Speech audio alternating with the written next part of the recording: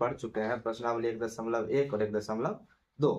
इस प्रश्नावली में जो है हम लोग प्रश्नावली 1.3 में अपरिमेय संख्या से संबंधित प्रश्न के बारे में पढ़ेंगे। जैसे कह देगा कि √2 एक अपरिमेय संख्या है, √3 एक अपरिमेय संख्या है, या फिर ये कह देगा कि 7 √2 एक अपरिमेय संख्या है, या फिर कह सकता है कि 7 + √5 या 7 - √5 एक अपरिमेय संख्या है, या फिर ये कह सकता है कि 8/√5 एक अपरिमेय संख्या है।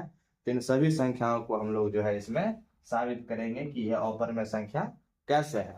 तो इसके लिए जो है सबसे पहले हम लोग परिमेय 1.3 कह रहा है कि मान लीजिए कि P एक अभाज्य संख्या है।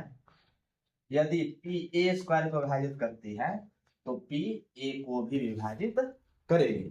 क्या कहा कि अगर मान लेते हैं कि P जो है वो कोई एक क्या है अभाज्य संख्या, तो P जो है a² को विभाजित करती है। मान लेते हैं कि P जो है अभाज्य संख्या, मान ले दो a² a के बारे में मान लेते हैं कि ये 6 है, मान लेते 6 है।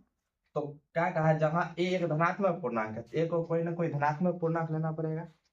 कहा कि P जो है वो a² को विभाजित कर रही है, यानी कि a² / P विभाजित कर रही है। तो क्या लिख सकते हैं 6a² में 2, तो 6 का स्क्वायर 36/2 कट गया, 18 दूना 36। तो कहा कि P जो है वो a को भी विभाजित करेगी। P का मान 2 और a का मान 6, इसको भी विभाजित करेगी। आगे लेकिन कोई P जो है वो कैसी संख्या होनी चाहिए, अभाज्य संख्या होनी चाहिए। अच्छा, हम एक संख्या लेते हैं 15, तो 15 का स्क्वायर और एक अभाज्य संख्या लेते हैं 5। तो 15 के स्क्वायर को विभाजित करेगा, 15 का स्क्वायर 225, 5 से भाग लगाएंगे, पूरा विभाजित करेगा। तो 5 जो है वो 15 को भी पूरा विभाजित करेगा। 5 दिया 15 पूरा विभाजित करेगा। ये बातें हैं। तो इसी से जो है हम लोग सिद्ध करेंगे कि √2 एक अपरिमेय संख्या है। अब हम लोग पिछले कक्षा में पढ़ चुके हैं परिमेय संख्या और अपरिमेय संख्या के बारे में। परिमेय संख्या क्या होता है, तो वैसी संख्या जिसे हम लोग P/Q के रूप में लिख सकते हैं, लेकिन Q जो है वो 0 के बराबर नहीं होने चाहिए। Q अगर 0 के बराबर हो गया तो वो परिमेय संख्याएं नहीं होगी। इसी तरह से अपरिमेय संख्या के बारे में क्या पढ़े हैं कि जिस संख्या को हम लोग P/Q के रूप में नहीं लिख सकते वो संख्या क्या कहलाती है, अपरिमेय संख्या कहलाती है।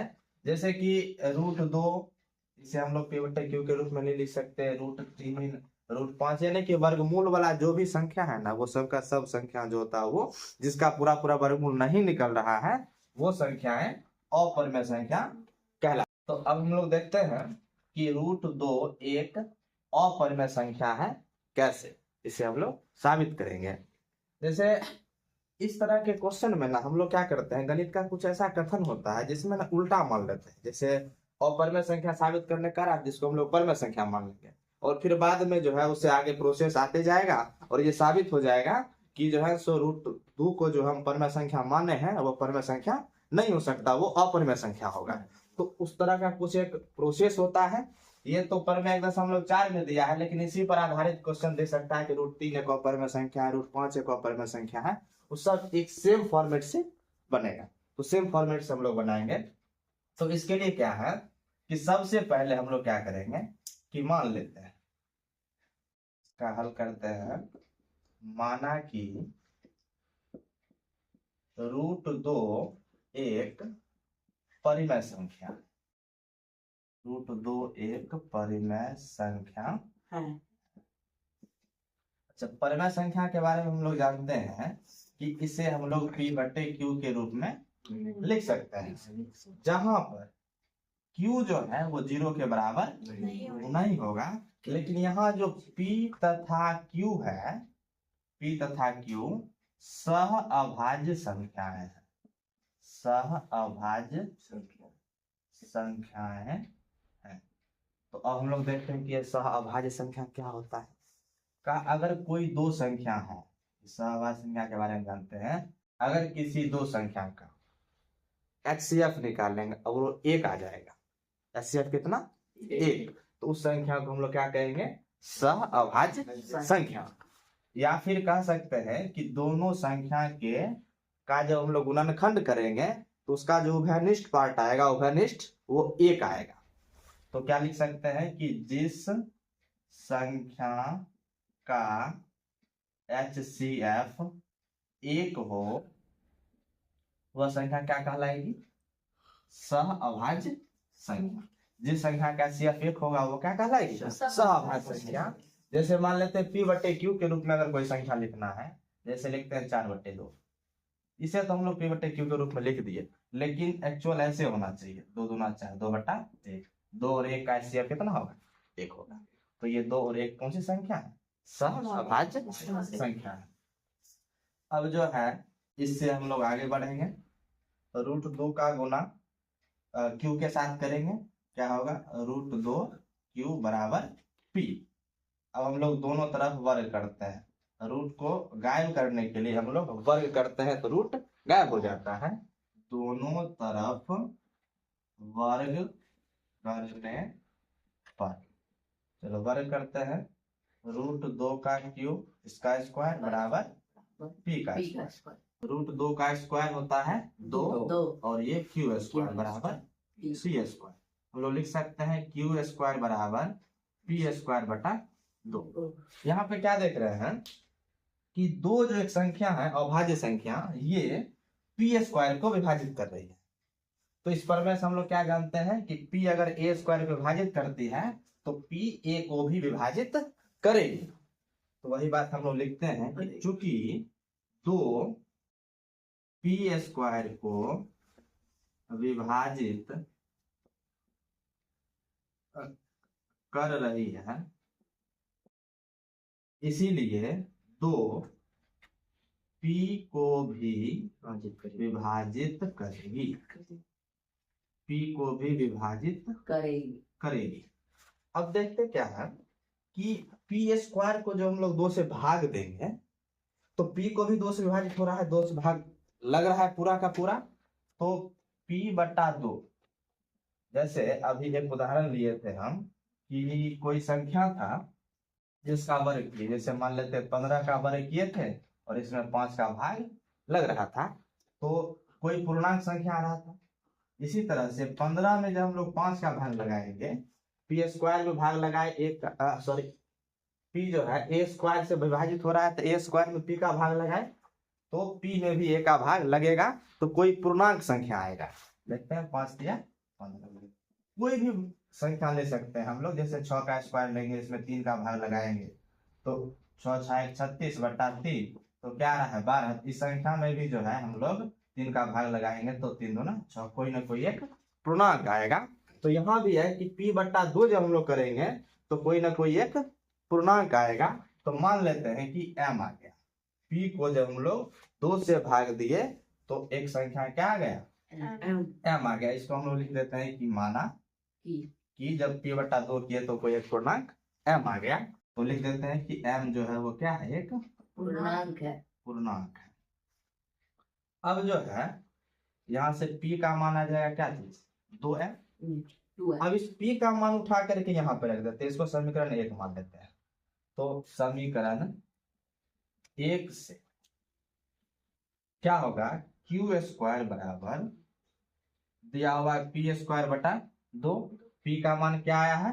2M, 2M बटा 2, 2M का स्क्वायर बटा 2, तो 2 का स्क्वायर 4, 4M स्क्वायर बटा 2, 2 से गुना करेंगे 2 दूनी 4, तो Q स्क्वायर बराबर आया 2M स्क्वायर। यही आया। तो M स्क्वायर को इधर लिख देंगे बराबर Q स्क्वायर बटा में 2। अच्छा, यहाँ पर जो है अब ये 2 जो है वो Q स्क्वायर को विभाजित कर रहा है, तो 2Q को भी विभाजित करेगा। उसी बात को लिखते हैं हम कि चूंकि 2Q स्क्वायर को विभाजित कर रहा है, इसलिए 2Q को भी विभाजित करेगा, Q को भी विभाजित करेगा। अच्छा, 2 जब Q को विभाजित करेगा तो Q/2 जब लिखेंगे तो इसका भी जो कोई ना कोई जो भागफल होगा वो पूर्णांक आएगा। तो उस पूर्णांक को हम लोग मान लेते हैं n, क्योंकि भाग देंगे तो कोई ना कोई पूर्णांक आएगा। तो इस n को जो है n क्या आ गया, एक पूर्णांक, n एक पूर्णांक है। तो हम लोग लिख सकते हैं q बराबर 2m, लिख सकते हैं। अच्छा देखो, p बराबर 2m आया और q बराबर 2n आया। अब आगे का प्रोसेस इधर देखते हैं। इसको मान लेते हैं समीकरण 2 और इसको मान लेते हैं समीकरण 3। समीकरण 2 तथा 3 से, 2 तथा 3 से क्या है, p बराबर 2m और इधर है q बराबर 2m। तो इन दोनों संख्या में 2 जो है वो एक उभयनिष्ठ संख्या आ रही है, जबकि हम लोग क्या माने थे कि p और q क्या है, सह अभाज्य संख्या है, यानी इसका HCF 1 होना चाहिए। और एक और आ गया संख्या, इसका गुणनखंड कितना, 2। तो हम लोग जो माने थे कि ये जो है परमेय संख्या है जिसमें p और q सह अभाज्य, इसका गुणनखंड 1 होगा, लेकिन एक और गुणनखंड आ गया। तो इस तरह हम कह सकते हैं कि हमारा मानना क्या है, गलत है। इसलिए जो है यह √2 एक अपरमेय संख्या। तो लिखते हैं चूंकि p और q के p और q का एक गुणनखंड